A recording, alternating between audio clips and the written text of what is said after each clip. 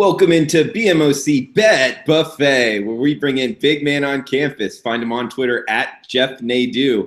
We go over 4 college football games that he has bets on and he recommends betting. We've kept his record. He's at 13-11, 2-2 last week. Has not had a losing week yet this season. So let's bring him in. Big man on campus. Welcome. How you doing today, buddy? Doing good, Drew. We're doing this a little different than normal, but hey, the show must go on, right? So, yeah, I'm looking forward to the card this week, and I have 4 games that I'm pretty confident in that I think we'll get some chicken here. So, we'll jump into it here. Yeah, absolutely, man. We having like a downpour here in Costa Rica, so bear with us on the I guess the extras here. But Friday night action, a good one, an AAC. I know you know the American Athletic Conference very well. It's a cross-division matchup. We got Memphis traveling to Storrs, UConn to take on the UConn Huskies. Pretty much across the board, lined at 13.5. Intertops is showing a 14 if you like the UConn side. And some opinion on the total here, big man. Bet Online showing 73, Intertops 71.5. How are you looking to bet this matchup? I'm looking to get back on Memphis here. I'm looking to get back on the Memphis train, as you will. And listen, I mean, they have not been a team really that has shown much other than that really wild win against UCLA at home, which really from the looks of it isn't that great of a win. I guess if you're Memphis, it's always a Power 5 win and you could take that away. But other than that, Memphis really hasn't looked particularly good in any game this year. And many will say, well, why do you think they're going to go on the road to UConn and look good here? I just think this is a get-right game for Memphis. This is a team that, really hasn't had that look of, they've scored points, but they really haven't had the look of like that up-tempo team we remember from last year that just scored at will. They really try to run the football a little bit more. But I think in this game, I think they're really going to open it up with Riley Ferguson here. This UConn team is dreadful against the pass. One of the worst passing defensive teams in the country. Overall, they've really struggled defensively. And this Memphis team, I think they're going to be a little bit better on the defensive side. I actually really like the over, too, in this game, to really be honest. But I think Memphis can put up in the 40s. So I just think they're a team that really just hasn't had that week yet where they just go in and pound the team. I think they meant to do it against UL Monroe. The weather was poor in that game.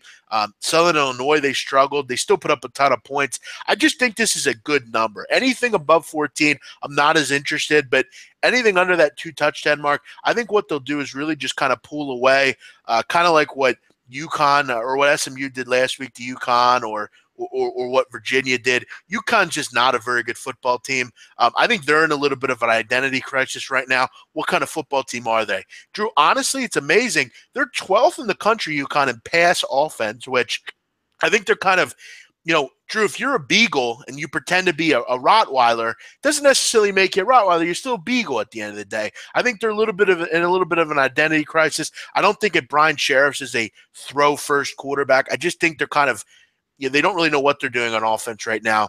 Not saying they can't perform here and score some points, but I think Memphis will do enough to pull away here and get that really solid win here, 44, 24, something like that, pull away and win by 20. All right, good breakdown, big man. Moving on to the Saturday slate, we got ESPN 3:30 Eastern game, 12:30 Pacific. One of my favorite rivalries in college football. Miami, Florida State in Tallahassee. Looks like Miami's been bet up here, big man. The market liking the Canes, -3 now, pretty much across the board. Total-wise, we can find 46 almost everywhere, 46.5 at the Greek using the SBR odds screen.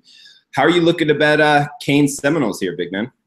Yeah, I'm all over Miami. It's one of my, it's about as close to a premium pick as you're going to get from me. I'm even considering even sending this one out, but I'm going to give it out for free here on the show. I love Miami in this game. I think this is a perfect situation for this team to really throw in the fact that they're a team to be reckoned with in the ACC this week.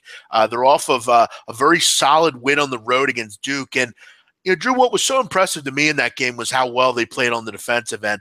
They really made it difficult for Daniel Jones to do anything worth in that game. They only scored 6 points. They really just shut them down the whole game. And, really you put a lot of stock in what their defensive line's been able to do. They're one of the best teams in the country in pressuring the quarterback, getting to the quarterback. And they have a solid secondary that has turnovers on their mind seemingly every time they have a down. the concern surely for me in this game, Drew, is not only the quarterback for Florida State, who has made it clear he really can't move this offense, but also the fact that this team is very young. They don't have a particularly strong group of weapons here. I'm not saying they're not talented. They're just not very experienced. They're young kids. A lot of them are freshmen. You got a quarterback thrown into the wolves here, really. And if you saw last week, Drew, in one of my shows here at SBR, I mentioned, and I want to go back to what Teddy Cover said. He made an interesting point on one of his shows about Wake not being able to say that they can beat Florida State at any position. I think if they had a little bit more athleticism last week, they would have beat Florida State. Here's the thing. Miami does have that athleticism, and I think they're more along the lines of what Florida State is from an athletic standpoint. You look at their Florida State offensive line, Drew, they lead the country in tackles for loss allowed, and they're giving up 4 sacks per game.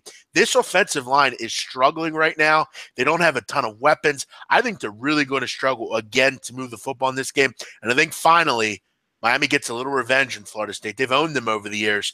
But you look at Miami, they've covered 14 of 19 as a favorite. I think this is a really good number. I think they run away and win this game 24-13, 24-16, something like that. I think Miami gets the revenge and gets the job done. And Big Man, what do you think about Miami offensively? So you think, I mean, you said the score range, but against the Florida State defense, I guess they have been pretty good this year. Do you think they'll have success running the football? They have been pretty good, but I think if Mark Walton's going to play in this game, I think Mark Walton is a really dynamic player. I think he's a kid that doesn't get a ton of respect just because of where Miami's been over the last 5 years. They just haven't been really that team we know they are, but I think he's really talented. Malik Rozier looked great last week against a good Duke defense, and they have some weapons on the outside, Amon Richards and Braxton Berrios. I like this team. I've said it before, Drew. I think they're going to win the ACC, and I know people are going to say, well, you mean the Coastal? No, I think they're going to beat Clemson long term. I think down the road, this is a team we must look out for. I like Memphis a lot, and I think this is one of those games where they go on the road and beat a Florida State team that I think right now is just not very good. I like it, man. Growing up in South Florida, here in Miami will win the ACC. How long has it been? It's been pretty long. I don't know exactly when it was last. Donnie Wright's a fan. He could probably tell us that, but it's been pretty long. I mean, they've been, they went through the Nevin Shapiro stuff and the sanctions and, they out-goldened and the, all the different, coaches they've had. But I think Mark Richt, he hasn't won a lot of big games at Georgia, but I think he will at Miami. I'm willing to bet that. I mean, think if Brad Kai would have stayed, Drew, where this team would be. It's pretty amazing. But Malik Richards growing up quick. Malik Rozier, is growing up quick. This is a signature win they get here. All right, good stuff, Big Man. Hey, heading out west, we got 381, 382 in the Pac-12. Oregon State versus USC. We got a big number here. Haven't seen you either lay or take big numbers yet. So across the board at 34. USC's laying minus 34 and 59.5 the total, Big Man. So how you betting this one?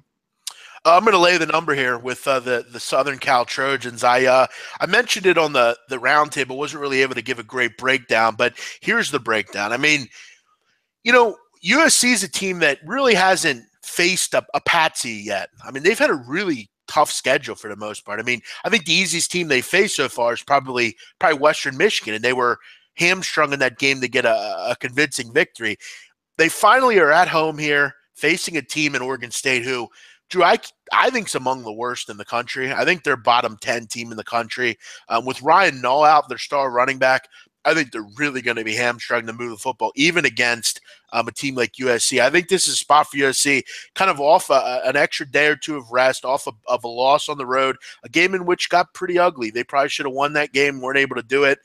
They come here a little pissed off, kind of a get right what the doctor ordered game. This is your typical steamroll game. And, I mean, Oregon State is giving up 46 points a game, and they haven't had much on the offensive side at all, really, as well. Jake Luton's a guy that was injured, their quarterback. I actually laid the 26 last week at Washington, if you remember, Drew, on the bet buffet. Oregon State's a bet against team for me. Ryan Null is the only capable player on this team offensively, and he's doubtful. He's still in a walking boot. He's a 6'2", 237, just a bruising running back. Any chance that Oregon State has to score points, I think went out the window with Luton and Null. I'm all over USC here. I think they win this one, 49-10.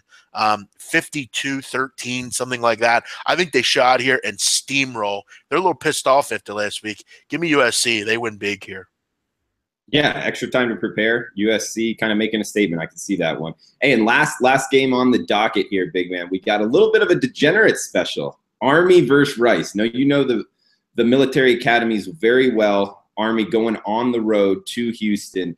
Bet Online showing a 12.5, bookmaker 11.5. So some opinion in this game in the marketplace. Bet DSI showing 47.5. Bet Online 47 for the total using the SBR odds screen right now. So are you going back to the well with Army in this game, big man? It's you mentioned my expertise in military schools.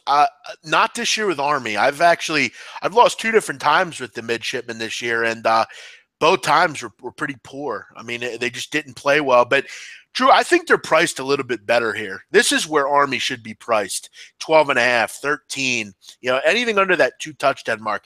Land 23 with Army, not something I'm going to probably do again. But in this range, I think they're worth a look here on the road. We could start with Rice, Drew.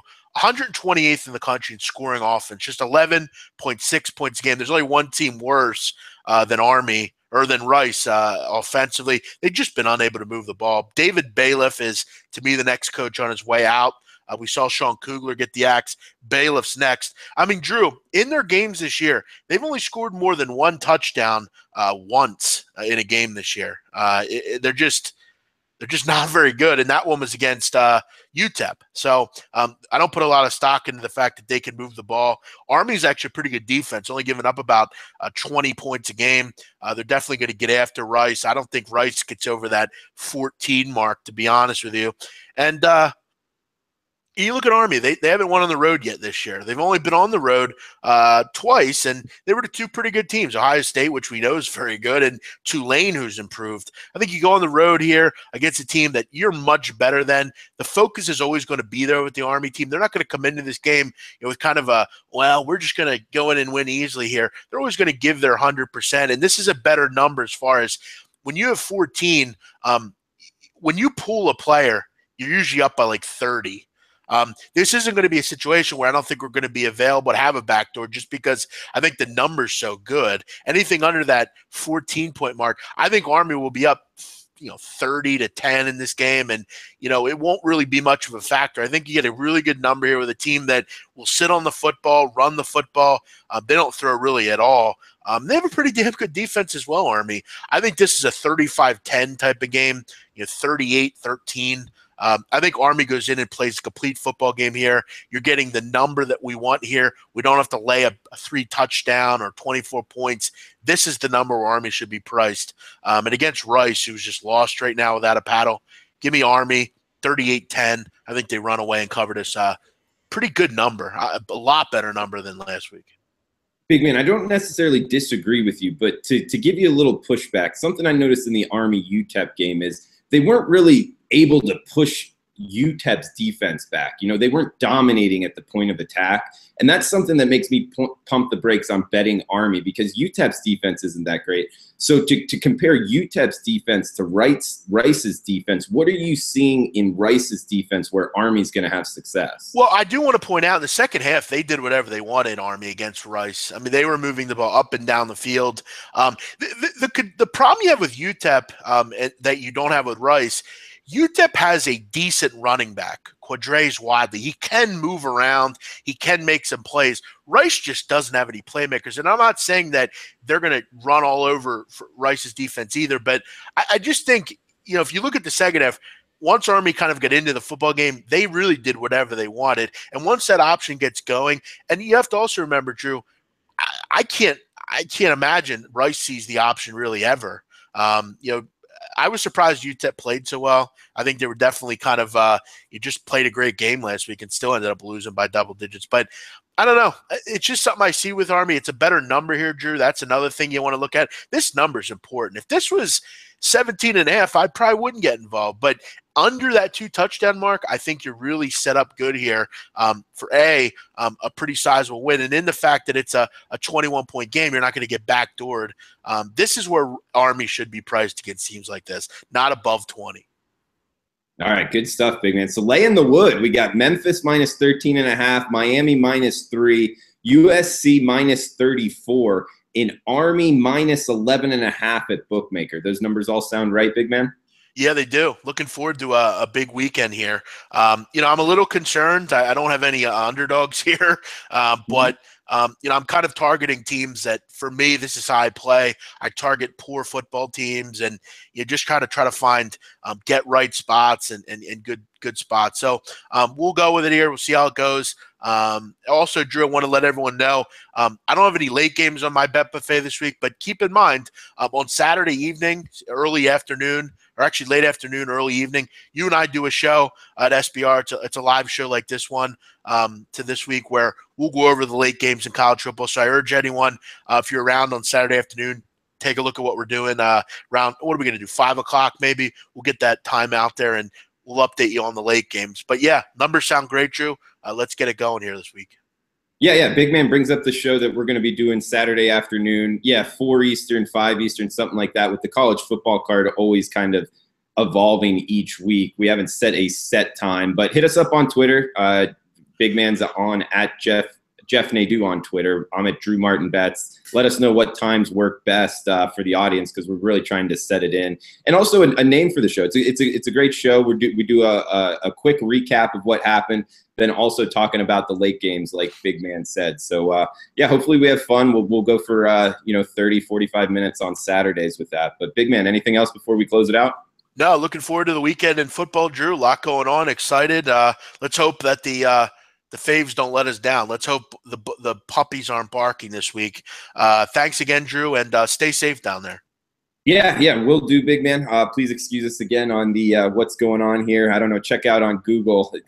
Central America is going through a little weather crisis right now. So Drew, you got to get over to Bolivia or something. Go hang out in Bolivia or something. But thanks, guys, for listening. This has been the BMOC Bet Buffet. Next week, hopefully, we'll get back to the studio where this will be produced and it'll be looking very nice. So everyone have a great day. This has been the BMOC Bet. Drew, you want to do it? Drew. BMOC Bet Buffet.